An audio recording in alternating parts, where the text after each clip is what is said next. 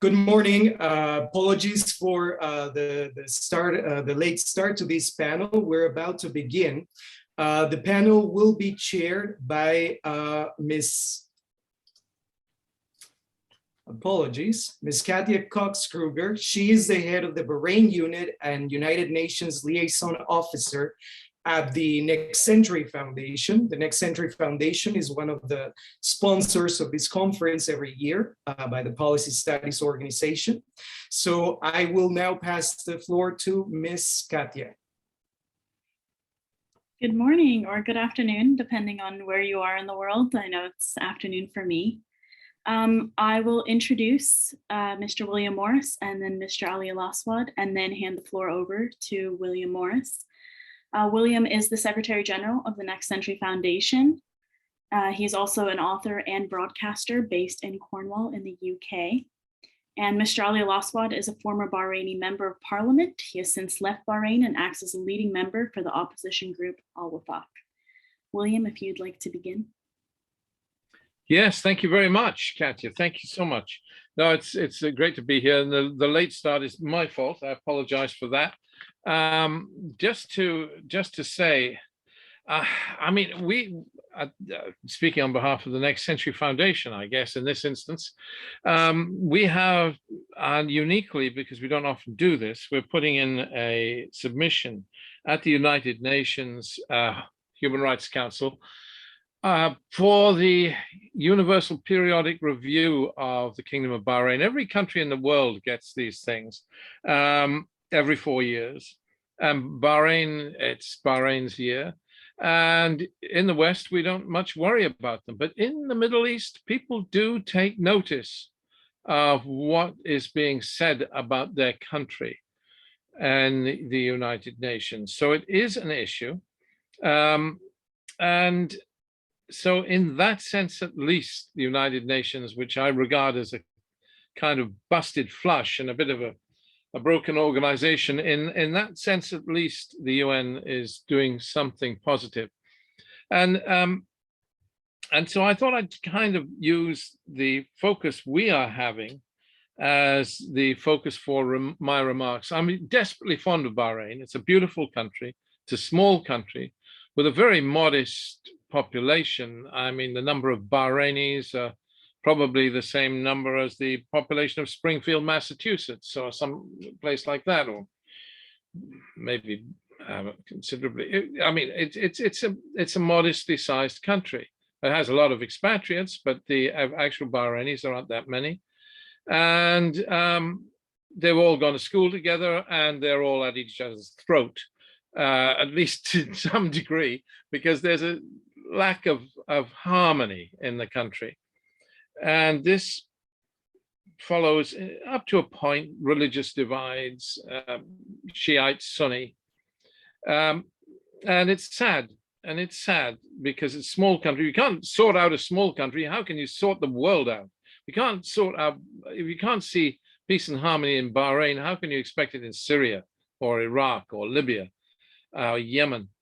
And surely a nation like Bahrain could have a better future. So in terms of the kind of thing that we wish to say with regard to the Universal Periodic Review at the United Nations, I mean the Next Century Foundation,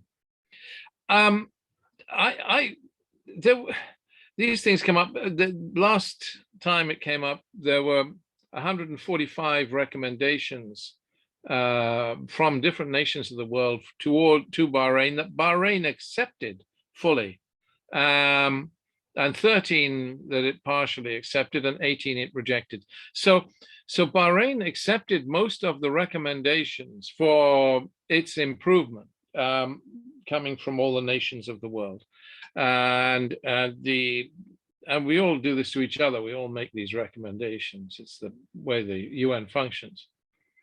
However, some of these recommendations were not fully implemented since the last policy review. And I'd just like to talk about political party participation in elections. It really matters to me because it really matters to Bahrain. Now, if we were talking many countries of the world, political parties don't matter. Who cares? In Bahrain, they call them political societies, by the way. It's a semantic distinction, but they're political parties in all but name. What the political parties did not participate in the 2018 elections. And we have elections in Bahrain in this year, in October probably, but and that's troubling. It's troubling because it was the government that effectively dissolved the political parties, the main opposition parties, I mean, when I'm talking about political parties, and said they could not stand. Now, it begs the question whether the political parties would have stood if they could have stood. This sounds very, very labored, but yeah, because we have Ali Alaswad here. They can be quite prissy about fair representation. I say prissy because I just consider any representation better than no representation. And yes, I recognize the fact that Bahrain does not have fair representation for its opposition, but I'd like to see the opposition stand. I'd like to see them be allowed to stand. And the fact that the government stops them standing is a major failure, in my view.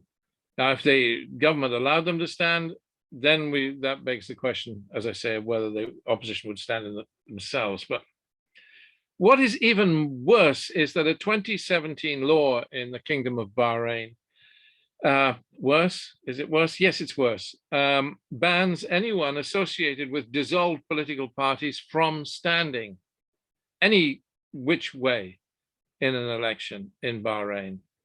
And that is distressing, and that is wrong, I think, because it's, you can't freeze people out in that way as if they were criminals. Actually, the same law bans, the same law that bans people who have been members of dissolved political parties bans people who have committed crimes from standing, ex-cons. So, what is this? I mean, you don't, in a sophisticated country, it would be one thing in a really backward country where things were not functioning properly, but Bahrain is a sophisticated country. It's not, it knows what it's doing. And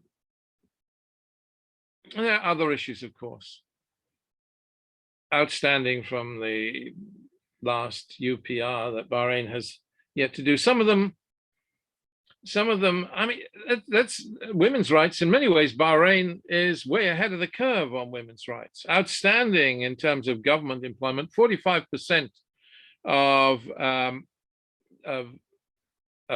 government employees, senior government employees, are female, and at middle management level, it's 59%. But in the general workforce, it's pathetic. It's 10% of the general workforce, the private sector. But basically that's a plus. But there are a lot of little issues, little, not so little, you may not view them as, but I mean, Katya, our chairwoman, has been looking into the issue of women's rights. I mean, a rapist is able to avoid conviction in Bahrain if he marries his victim under Article 353 of Bahrain's legal system.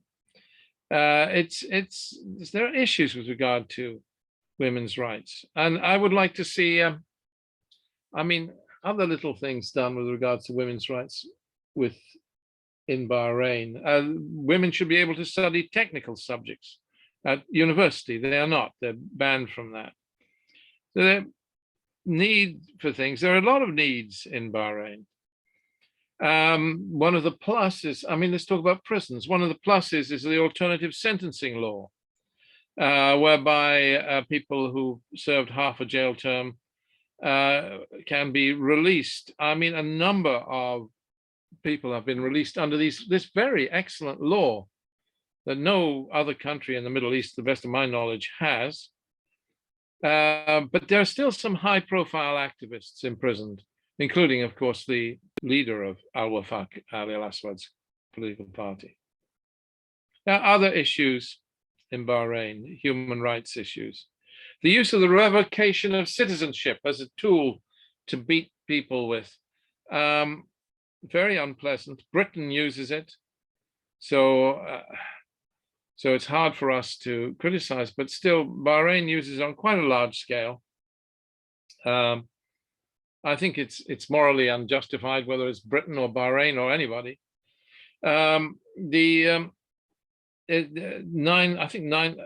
Numbers, what are numbers? I may get these wrong, but best of my knowledge, 985 people were stripped of their citizenship in recent years, and 551 were reinstated with their citizenship by the king. But there are still some 400 or so that, if my figures are correct, and I don't swear to them, but 400 or so, 434 perhaps, who are in limbo without proper citizenship.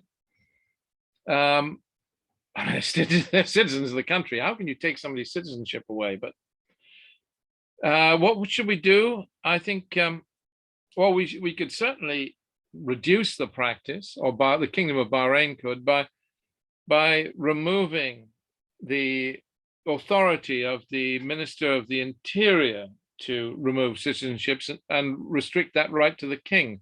It would make, because at the moment you've got a double-pronged attack on human rights. If it was something right, I mean, I don't think anybody should have the right to remove a citizenship, but you know, I'm just,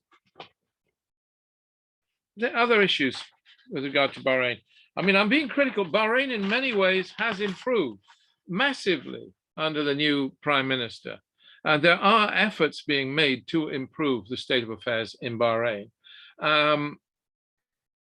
But yes, freedom of speech. Al-Wasat newspaper, I hammer on about this. Because it was a gem. I mean, it was an opposition paper, very modestly opposition, very minorly opposition. It wasn't exactly fierce, but nonetheless symbolic. We had an opposition newspaper in Bahrain. Why did we have to close it? Why? I mean, so unnecessary. Only making a small difference, but it's making a difference and making Bahrain function more as a happy place. But yes, it was closed down. Bahrain is now 168th out of 180 in the World Press Freedom Index. Al-Wefaq, Al-Wasat, sorry, paper. We need that to function. We need it at least to be allowed to publish online. But back to these political parties.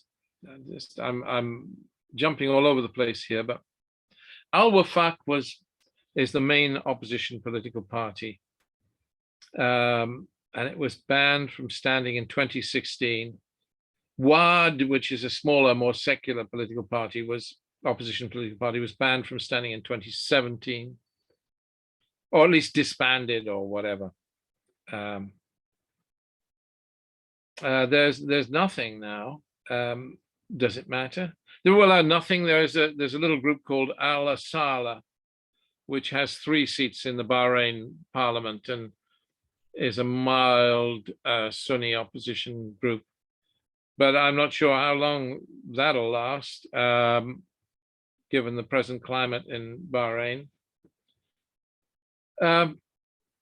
So we need to allow these groups to stand. We need an end to the political exclusion law. That's the law by which those who belonged to dissolved political parties may not stand, even as independents.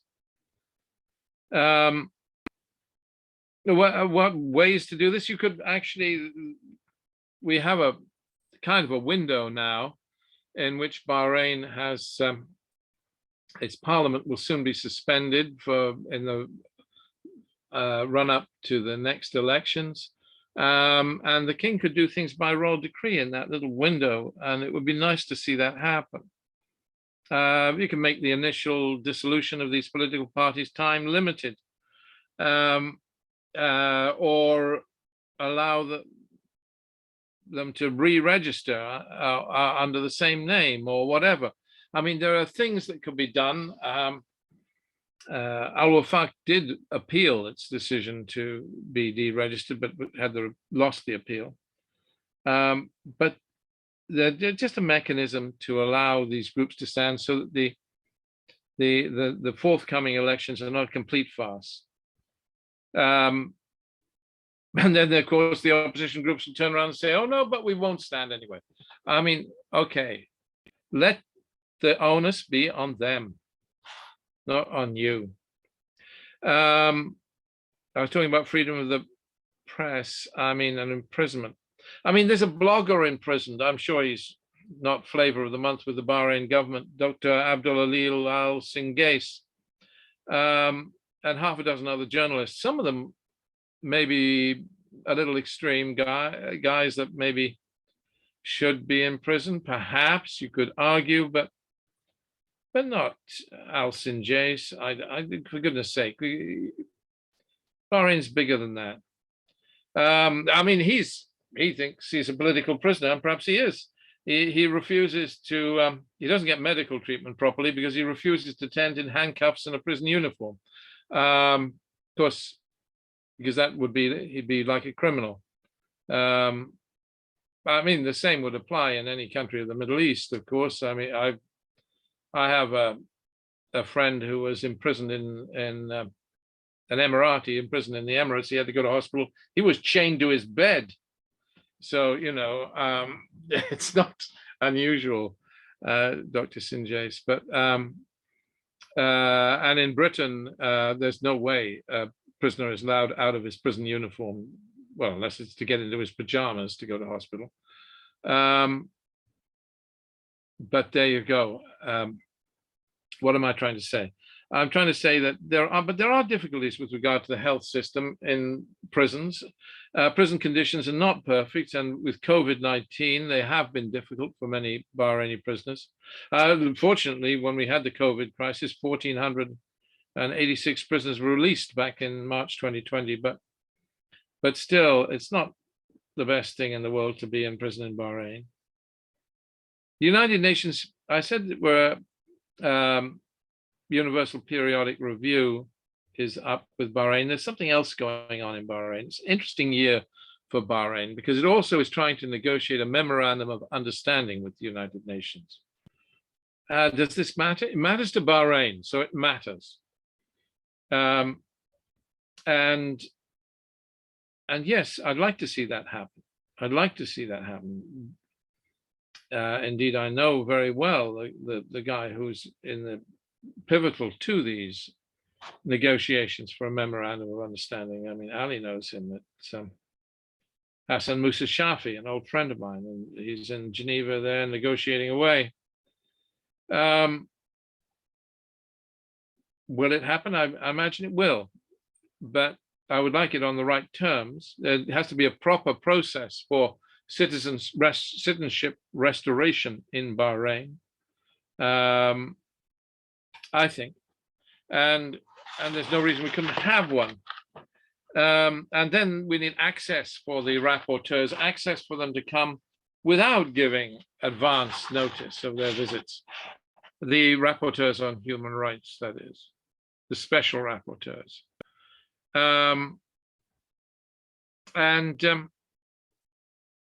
Yeah, and then there are some people who are in exile who are not, who haven't had their citizenship removed, but who are in exile because they have prison sentences over their heads for whatever reason. And you could argue that some of these prison sentences are political. Well, I would like to see if the UN is going to have a memorandum of understanding with Bahrain. I would like to see them ask for somebody to put in place to be an independent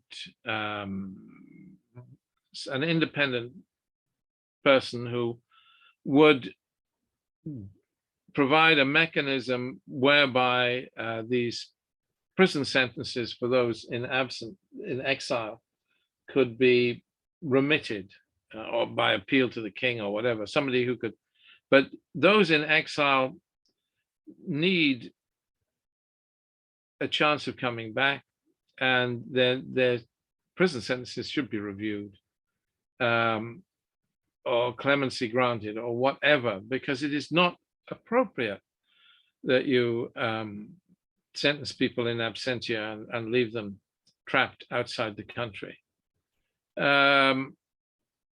in my view. And it is a mechanism that's used in Bahrain. Indeed, I would like to see as a first step, any years to which somebody's been imprisoned struck off. The years in exile spent as years of time served for these people who are effectively being given political prison sentences.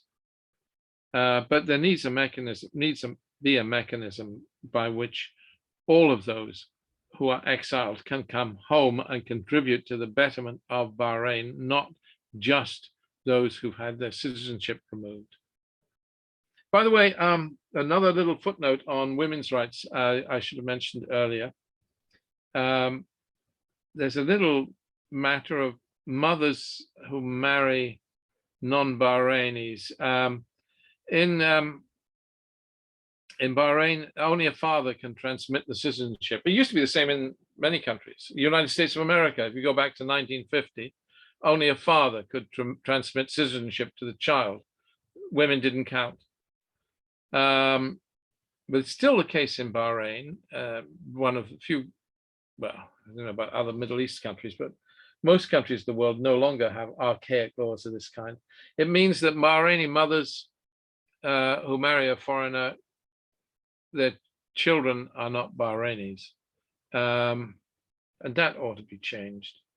It's a minor thing. It's another human rights issue.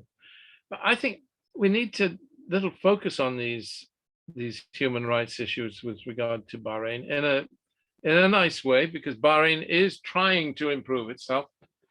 But there are things that can be done. And if we want a better future for the world, surely we must start with a little nation like Bahrain and get it right there. Because otherwise, what hope is there? What hope is there if we can't have reconciliation and inclusiveness and a new start for a small country like Bahrain? Thank you, Katya. Thank you, William. Mr. Ali Alaswad, would you like to come in? Oh, yes, thank you very much for having me here. Thanks for the hosts and for the organizers.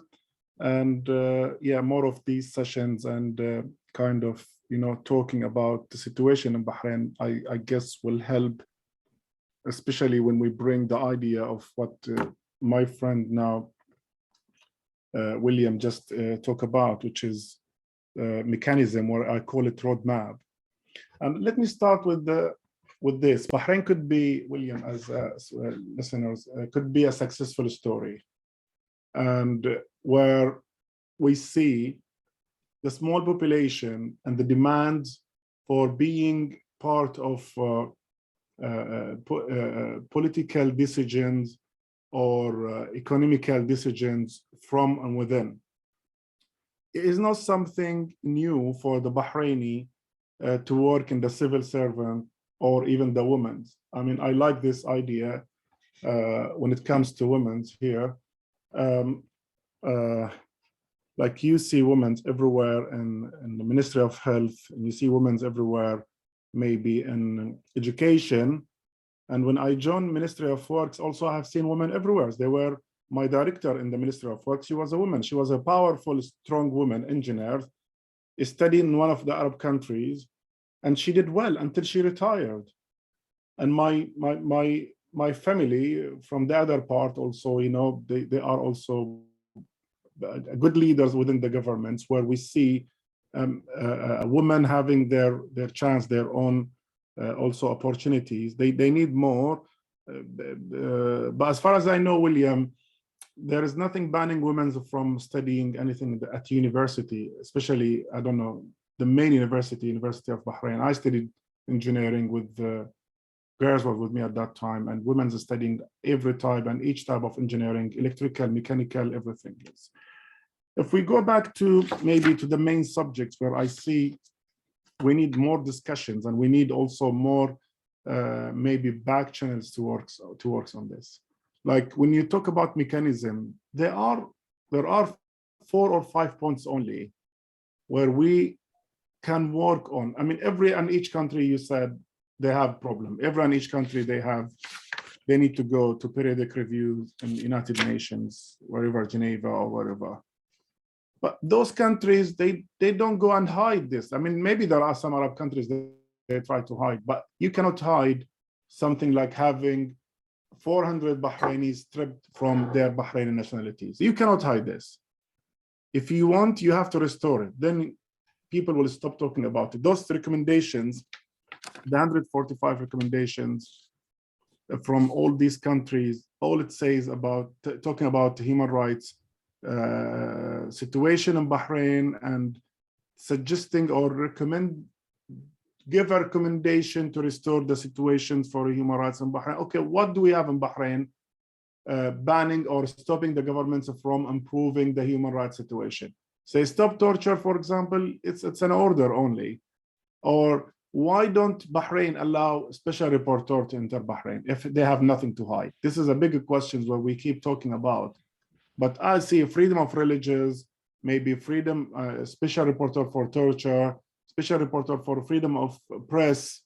Why Bahrain banning Al-Wasat and banning, not giving a license to any independent newspapers? Because they don't like to hear other voices. They don't like to hear opposition having their own political view in media or in public.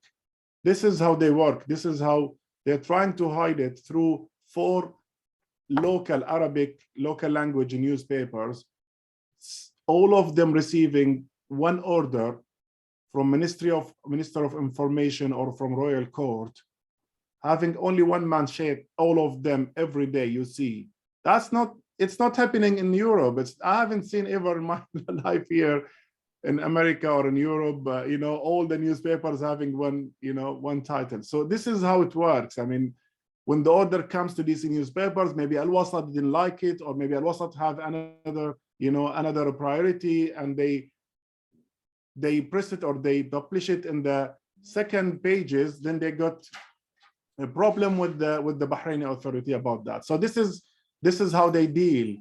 This is how they deal with the freedom, with the press in Bahrain. Now, having said that, does not mean we cannot, or international community, the West, they cannot solve this. Having said that, from international community, from United Nations, from all other European countries, implementing the recommendations, those 145 recommendations, I would say it's not too difficult. Because if you have Formula One, which is tomorrow happening in Bahrain, and if they have air show happening in Bahrain, and if they have ISS happening in Bahrain, and all of this supported by United Kingdom governments here, Bahrain have nothing to do to restore the situation, the human rights situation or political situation, because the Western, all the West, they are coming to us. We are hosting everyone else from all around the world, and no one will come to tell us, for example, release those political prisoners, do 1, 2, 3, 4 here. Let me say something about this idea which you bring, William, and you always bring new ideas. I like this, the mechanism where I call it roadmap. Say the roadmap to solve the issues in Bahrain. People in exile to come home, maybe something not first priority, maybe. Releasing political prisoners, yes, it is one of the highest, top priorities in Bahrain. Going to dialogue, engagement, allowing the political parties or political societies, and also political societies, because Bahrain authority, high authority, they don't want to hear parties. Parties means opposition. Opposition means against us. Against us means we are ruling family law. We need a different type of treatment by our population, by our people in the country. So having the dialogue or dialogue between, I would say here, opposition and authority, I didn't see this difficult. I don't see this difficult, because those 4 or 5 or 6 points, 7 principles by Crown Prince, Prime Minister, can be discussed again. I can tell from the opposition side or from political parties, none of them addressed more than these 7 principles. So why don't we take William and others and we bring this always back now live? Those 7 principles need to be readdressed again, rediscussed again, revisited again, where we see them all listed in Manama documents. So forget it. Now you don't want to hear about Manama documents, and we don't want to hear about your documents, and we don't want to hear about that. Then nothing will be solved. Nothing will be changed in the country. So let's go back to those 7 principles, and then from those 7 principles, probably we would find a common ground. How many of them we agreed? 3. All right, another 3 maybe for negotiations, discussions. 1 cannot happen, maybe, I don't know. So let's have this conversation between the opposition and the authority, the governments in Bahrain. Now, the current situation, Bahraini authority, they said we don't need a dialogue between us and the opposition. We are in a strong position, and we don't have to go and talk to those, terrorist group, unfortunately. You cannot say even one hardliner in jail because he was raising whatever demands of talking only. We don't have weapons in Bahrain. We don't have groups of militias in Bahrain where they do, something systematic against, yes, a lot of things happens in terms of violence. It's not as any other country, but that was the only window maybe to those teenagers or those hardliners within the opposition to express their whatever, I would say here, ideas or thoughts. We keep telling the authorities, the time that you delay the dialogue to be started, that time you allow other groups to build themselves, to train themselves on another way, where we don't want to see this happening in Bahrain. The major group, the major political parties, the cleric leaders, everyone else in Bahrain, they are against that. And they even said it is haram, which is in Sharia, it's not allowed as a Muslims. So it's like you have to pray 5 a day and you have to fast Ramadan. So that is Sharia, that is halal or haram. This is what they said, this is haram. So this is something where the governments could benefit from. They don't, unfortunately. And the governments also could benefit from other stuff, other things happening within the region, where we don't see that is also encouraging the I would say here, the political decision within the ruling family, within the governments, within the palace, taking any decisions of negotiate with the opposition, of talks to the opposition. Okay, what do you want as an opposition? Maybe those demands, which I said, 7 principles addressed by the Crown Prince, maybe this is the demands. The other demands, maybe yes, no, this is not the time to address, for example, those 2 or 3 points. Now the time is to talk about fair distributions of, districts, for example. This is the time to talk about the authority for the parliament. The parliament has no power. This parliament, this current parliament, is not me as an opposition. It is the Bahraini population, people where Bahrain try to ignore the social media, which is, I don't see this is something will ban people from, talking loudly and clearly about the economical situation and the political situation, human rights situation, education. You see, William, most of these countries, they go back to schools now. Bahrain is still not allowing the students to go to school because of COVID, and this is something. It's not accepted now, because I know we are in the UK now talking about COVID is from the past.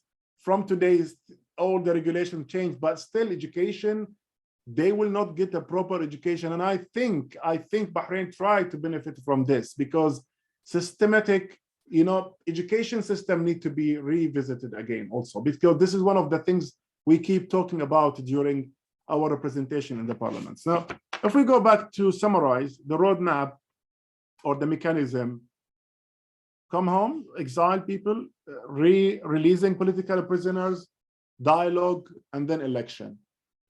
Without having this, the coming election 2022 is going to be similar to 2018, similar to 2014, similar to the by-election 2012, but it's not like 2010. It is different. It is different than 2006. And 2006, even the loyalists, even those whom they are pro-governments, they talk to Wefaq, they talk to us as an opposition. They said that time it's completely different. Like you don't receive or you don't get an order from the government. So you try to implement what you have as plan or a program for the opposition party. It's not like what the governments of Bahrain wanted to see. All right, thank you very much. Thank you. William, would you like to come back and respond to any of that? And then I'll bring in a question. Yes, I guess. I mean, it really is wonderful to have Ali with his strong view and clear view. And I wish we had a kind of national dialogue. There was a national dialogue under the Crown Prince when he was Crown Prince. It fell apart because of various pressures, and it's unfortunate. It would be good to have that kind of conversation going on in Bahrain. It doesn't really go on, the conversation between the government and the opposition. And Ali rightly said, he's concerned about what we call in the West the gerrymandering of constituencies. It's the expression we use, whereby a constituency in one area will have to have a lot of votes to elect an MP, and a constituency in another area will have far fewer. And we get this in Bahrain, obviously to the disadvantage of the densely populated Shiite areas.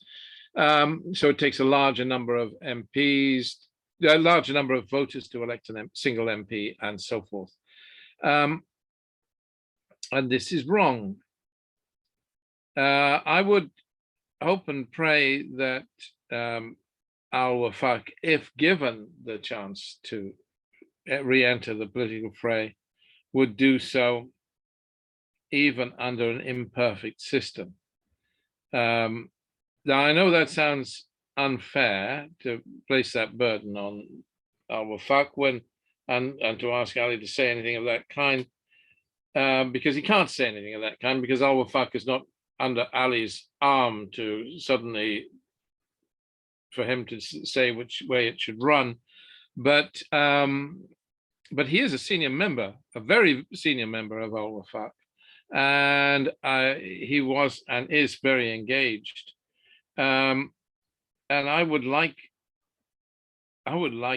said this so many times, I would like them to stand, even in an imperfect system, even in a system where they don't get even 50% of the MPs. But I think if the government was honorable, they would give the opposition 50% of the MPs. For goodness sake, what does it cost you? Yeah, the king appoints the ministers. Then Al-Wefaq will turn around and say they want proper power sharing and they want some of the ministers. And so on we go on. And we can get into a position where we don't make any progress because we're saying, I'll only do it if you will. And we never get past first base. But at the moment, having said all of that, having me rambling on about there is also a responsibility on Al-Wefaq and the opposition, the prime responsibility is on the government. The government has banned the political societies. The government has created the Political Exclusion Law. Okay, that's enough of me as far as reaction is concerned. Katya. Thank you very much. We do have a question from Mr. Jacob Smith, and then I'll bring Neil in. Jacob asked, to what extent is the possibility of political reform and increased freedoms constrained by Bahrain's relationship with Saudi Arabia? Or do you have any thoughts on how that relationship might be managed in the future? Oh, you want to go first, Ali, or you want me to react? I don't know, but the thing, sorry, if you allow me, is very clear here. Bahrain, there is something which needs to be addressed and clearly. Bahraini authority, they are very smart, very clever in terms of building the good relationship with Saudi Arabia. Accepting whatever Saudi Arabia is telling them, this is okay, all right, because Saudi Arabia is it's a big brother where everyone else needs to listen to it, apart from maybe Qatar and Emirates, where Emirates changing their, reshape the whole system for the past 15, 17 years, I guess here, where trying to change the idea from Sheikh Zayed, old-fashioned Emir or Sheikh, to a new generation leaders where they want to see themselves as, also another elite family. It's not only Saudi Arabia having money, we still have also Abu Dhabi have 800 whatever billions, and then we can talk to the Gulf. And Qatari, obviously, historically, they have this problem. But Bahrain is very small to opposite Saudi Arabia or to say no to Saudi Arabia. Very, very small. Troops is still in Bahrain since 11 years. Some people, they think these troops, they came because Bahraini authority requested these troops. I don't have a source of information, but my analysis and my thought, it was not about Bahrain to tell Saudis to come or to leave as a troop. And I witnessed one of the talks between some Western officials and Saudi Arabia and some Arab leaders at that time during this crackdown, said Saudi Arabia is not listening to United States. Saudi al-Faisal at that time was the foreign minister, as he decided to send the troops to Bahrain without even, maybe they were informing only Bahrain. So if you come to this situation where the troops, staying in your country for 10, 11 years, and there is no protest, there is no confrontation, there is no clashes, there is no, it's only like a minor protest every night. You see them in the villages. There's nothing too big like what happened in 2011, 2012. So why all these troops from Saudi Arabia staying in Bahrain, 1,000 of a troop from Saudi Arabia and 500 from United Arab Emirates? Why do we need all of these troops staying in Bahrain? That was one of the questions need to be answered. So I guess in the near future, I see Saudi Arabia in terms of, I don't see Saudi Arabia in terms of respecting the human rights, improving the situations. Maybe some people, they like what the new Saudis now doing in Saudi Arabia, but they are trying to ignore when the Saudis executing 81 of their population in one day. Like, no one have done this in one day. 81 Saudis been executed last week, and half of them, they were like, opposition. Some of them children when they were, taken by the Saudis official because they were as an opposition. I would say here, till Bahrain gets their independency from the economical side, Bahrain will be in trouble in terms of political decisions with Saudi Arabia. They got this chance when Qatari and Bahrain, they signed the agreement to build a bridge between Qatar and Bahrain. The Saudis changed the whole scenarios. It's dramatic. They canceled that bridge between Qatar and Bahrain and decided to build a new bridge, another bridge, second bridge between Bahrain and Saudi Arabia. And they're giving this bridge to the king. So the older bridge, King Fahd, the new bridge is King Hamad. You see this mentality? They have no problem at all to smash the per square. The idea comes from Saudi Arabia, not from Bahrain, to smash the per roundabouts and to bring the troops to there. So until Bahrain, they get this, independency in terms of having, for example, their own resources, fuel, more, I would say, income, introducing more businesses to Bahrain will continue,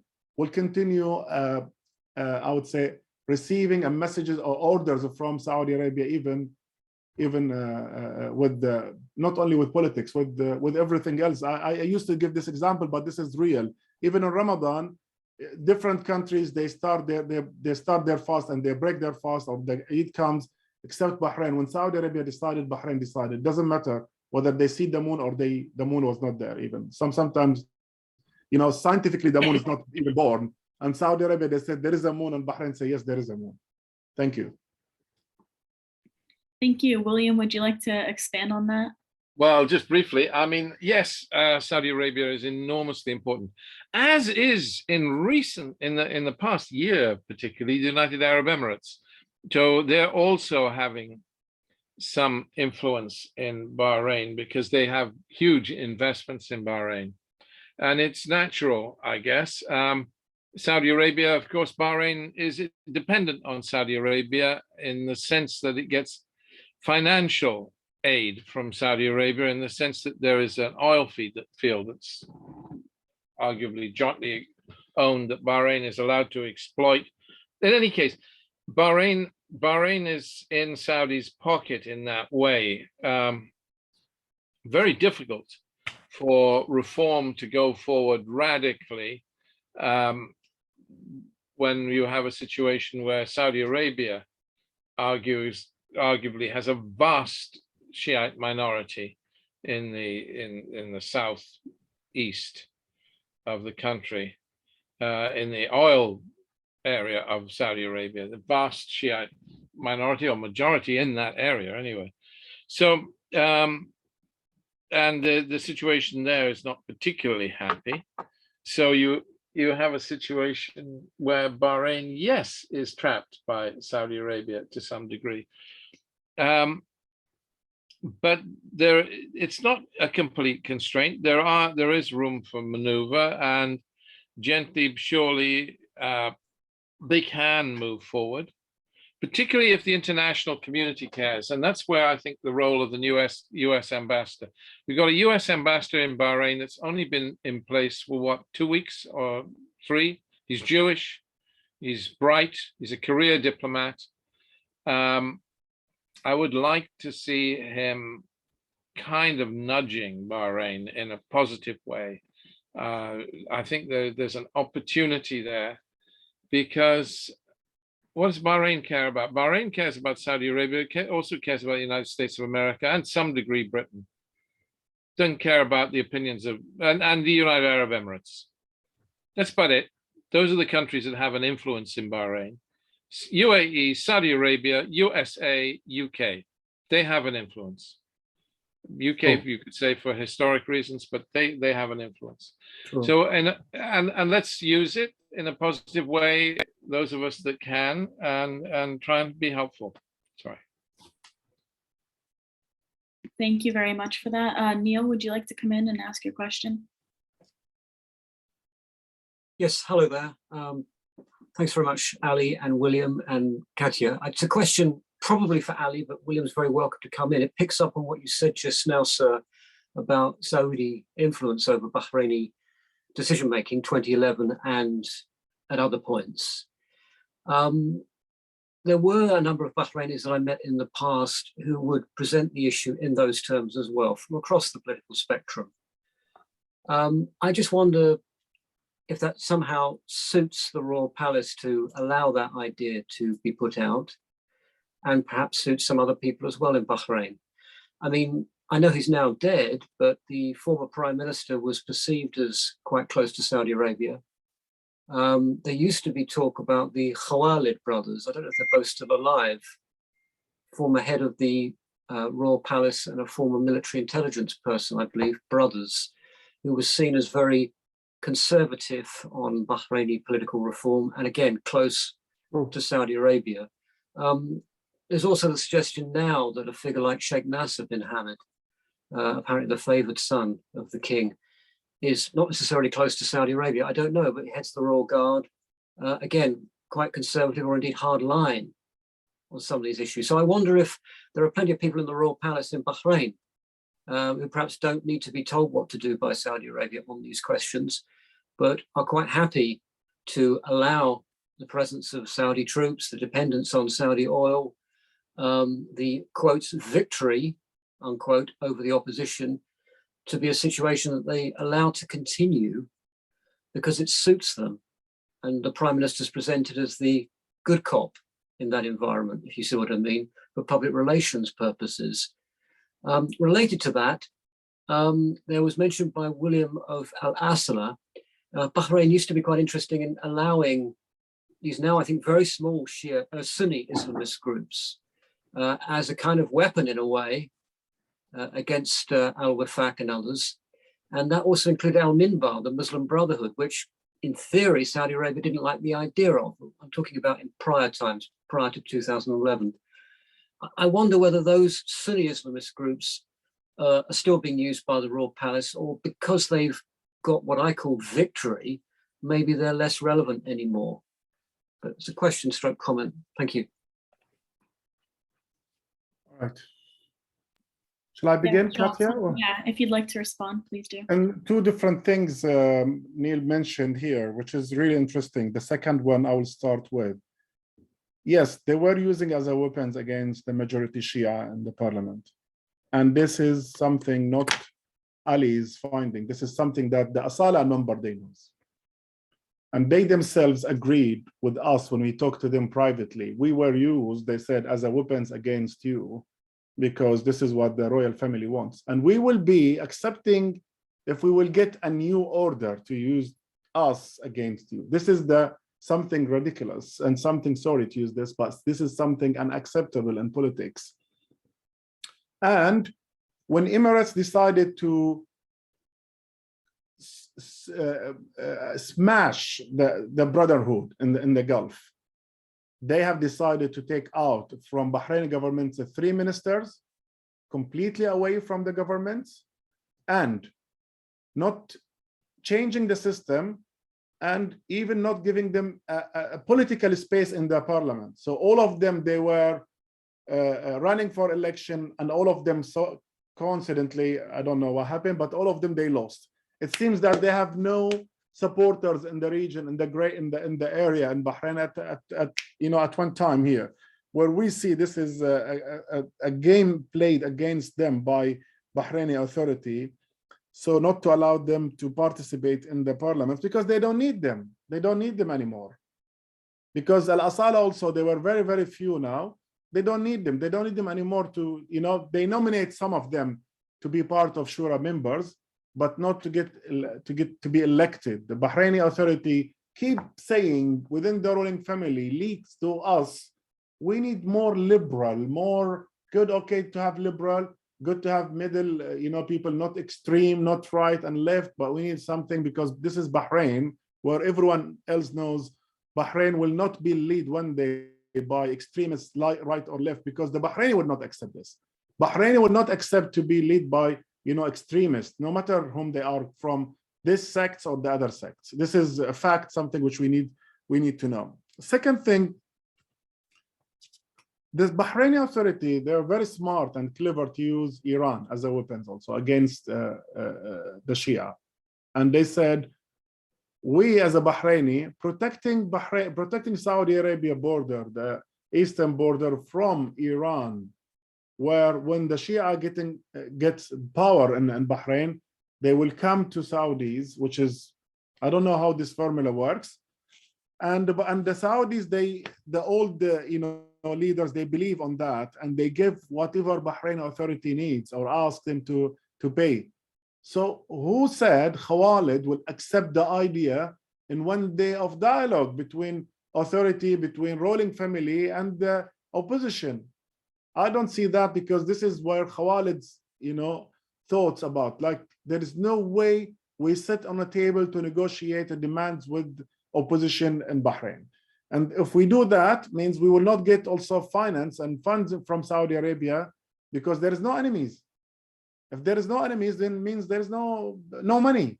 So we need to create an enemy, something like this, in terms of having to balance the income with the expenses, and always the expenses is more than incomes from Saudi Arabia, and always Bahrain authority complaining to Saudi Arabia, we need more aids, more aids, more aids. So sometimes you see them, everything is quiet. Everything is quiet in Bahrain. At one go, you see oh, there is a big cell connected link to Iran, to Haras al-Thawri, to Iranian hardliners. They're trying to bomb Bahrain, trying to bomb the Bahraini Saudis bridge or causeway in between. And then Bahrain getting more aids also from Saudi Arabia. This is one thing which needs to be addressed. And maybe one thing interesting also, when we talk to Western officials, we said, have you ever heard from Saudi Arabia about the red lines not accepted in Bahrain? What are the red lines? Are we crossing the red lines now? Said yes, only one thing red lines to Saudi Arabia, a prime minister to be elected, which is your demand. Saudi Arabia is not accepting this demand. Apart from this is all made up by Bahraini authorities, all made up by Bahraini government. So to get some more, support from Saudi Arabia.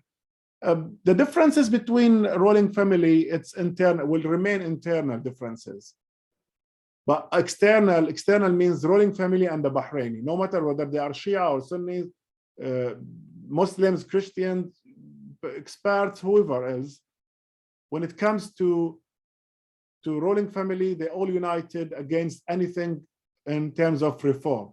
But it will remain and continue, and it will be continued even after the life of this king, because it is not balanced also between the ruling family to distribute the wealth, the money which they got as a ex-prime minister who has got all the money at that time, and then 15 or 10 years ago, 20 years ago, the money was balanced between the prime minister and the king, and then now the king has more children whom they need also more wealth. So this will remain as a problem, but from within, not when it comes to reform, means all of them, they are against reform completely. So yeah, thank you very much. Katya, you need to stop me sometimes because I don't know. No, I'm learning a lot, so I'm happy to let you speak as long as you wish. We do have just about 5 minutes left, and I don't see any more questions. So William, if you want to come in and respond to Ali or Neil, or have any closing comments, and then I'll go over to Mr. Alaswad to finish off the conversation. Okay, well, yes, interesting. Yeah, I mean, a bit sweeping there, Ali. All of them are against reform. There have been some reforms, and I wouldn't say. I mean, there are people are making attempts to improve things, including, I think, the Crown Prince. He's not perfect, but he has taken some steps, and he does have some pressures, as we were reminded by Mr. Smith with his question. He does have some pressures from Saudi Arabia and so on. So he has got constraints, and those work out as pressures within his own family too. But yeah, you're right about this business of using right-wing groups to beat the opposition, and they're no longer needed anymore because the government the administration, or whatever you like to call it, is feeling more confident. I mean, I don't think it's a positive way to act if you want a better society and a better future.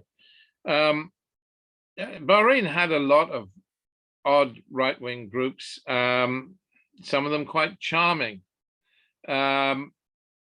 If you can, I mean, there is, I presume, still a right-wing newspaper called Al-Wasil.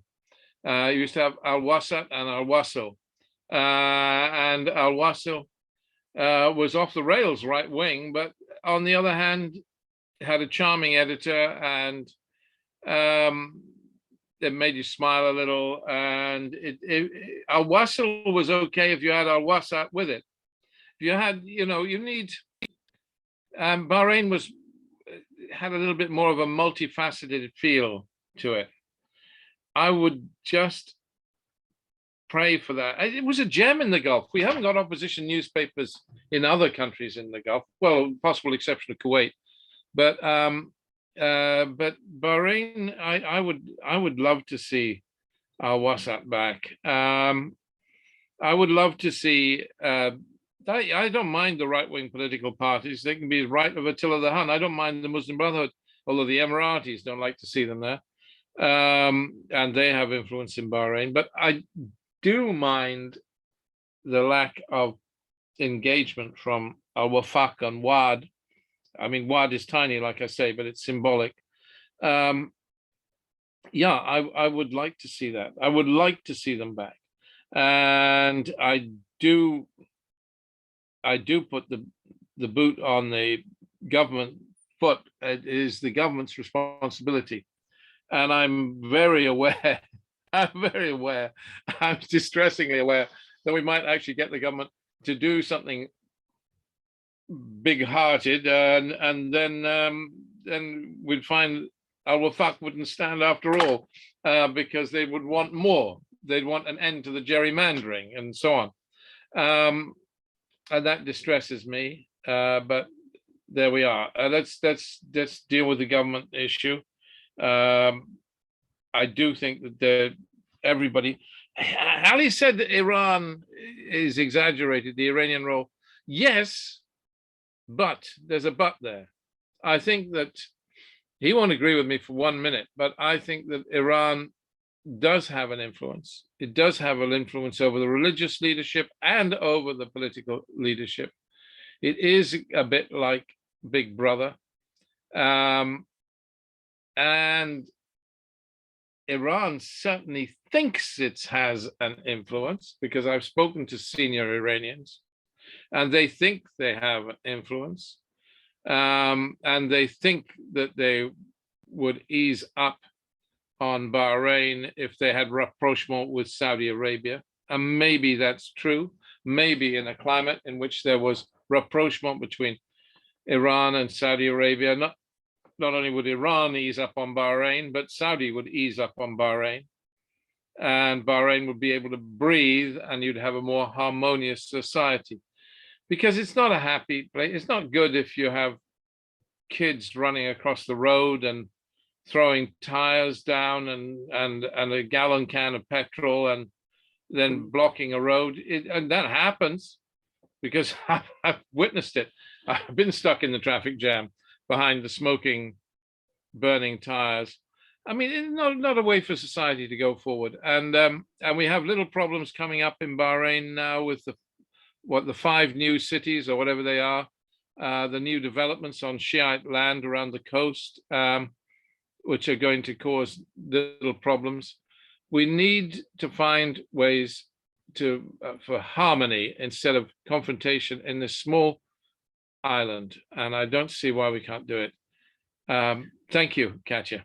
Thank you. Mr. Alaswad, I am going to ask you to keep it short and sweet this time, but please go ahead. All right. No, Katya, just very quick. I don't know whether this is the last point or we will have. Yes, it is. It's the last right, point. okay. We're running over. I did say, William, what you said. Now, we need to stop everything other than politics, everything other than negotiations, everything other than talking between us and between the opposition, and the governments. Just stopping that means you will stop definitely everything else other than everything else. Like if you call Bahrain to go for election, they will go for election. If you leave them, we don't know, and we can't control as an opposition the street completely, because we are not the police. We are not having any role within the governments to prevent or to stop everything. We condemn the violence. We have non-violence declaration. We did everything that we can do to stop the violence in Bahrain. The governments in Bahrain, they don't do anything. They don't start dialogue with us. They don't talk to the opposition. They ban the political parties. They strip their nationalities. And I can name tens of things. We are in the last remarks and comments here. I would like to say here, there is one way only for reform, which is reconciliation. Reconciliation, it was part of a BICI recommendation, where it was ignored completely and fully by Bahraini authority. Reconciliation is the way forward, moving forward, addressing all the needs and demands from the Bahraini people, and what are the concerns from the governments. I would love to hear the concerns. Is the concern Iran? Let's talk about Iran, for example. Is the concern economy? Let's talk about economy, for example. We've got a lot of concerns in terms of jobs, in terms of housings, in terms of transparency. We haven't addressed on talk about transparency here. No one knows where this money goes, which is the tax now, which is everyone else knows taxation without representation is not something that, beautiful or nice you would like to see here in the West. We would like to see all of these problems addressed, but we also understand everything needs time. Having all these political demands without time, it won't solve them. Now we are 11 years, the 11 years behind us. We don't want to wait another 10 years or 9 years or 20 years again to, to have the correct or the right reform for Bahrain. Bahrain deserves, all Bahraini people, they deserve these reforms. All Bahraini deserves that, to have fair representations in the parliaments and fair representations in the governments, and having all, everyone else equal, not to have enough elite and second class and third, fourth, fifth class. We have in Bahrain, I can name royal family, loyal Sunnah, maybe Sunnis, experts, and then the Shia Bahraini. This is number 5. You keep them number 5, and they will remain number 5, and you create more hatred between the majority in Bahrain and the ruling family, which is something not good. I would like to see the opposition, everyone else in the opposition, participating in the coming election. Yes, we in Al-Wefaq, we are ready, William, and others here, to go and to start this negotiation and dialogue between us and the opposition, preparing for the next and coming elections. All right, but we don't want to see our leader in jail. We don't want to see Sheikh Ali Salman after all of this, after what Hamad bin Jassim just said a few days ago about what happened, in that conversation, which is, made up fake between, Bahraini and the authority. We would like to see this issue solved, not because we have a problem with Qatar. As a Bahrain, we put Sheikh Ali Salman, they take Sheikh Ali Salman to jail, and they sentence him for life sentences. We would like to see everyone else is free in Bahrain, more political view, more participating for women's, more participating for new generation. Youths also need to be represented within the system, in the governments and in the parliament. Thank you very much. Thank you. I'd like to thank both the speakers for their participation. Your input has been invaluable. And since we're running out of time, I'm going to hand it back over to Daniel to conclude the meeting. Thank you, everybody. This was a great discussion. I remind you there will be a video of this session posted next week. We will let everyone know. And the program continues for the day, so we hope to see you in the next panels. Thank you, everyone. Thank you. Thank you so much. Thank you, Katya.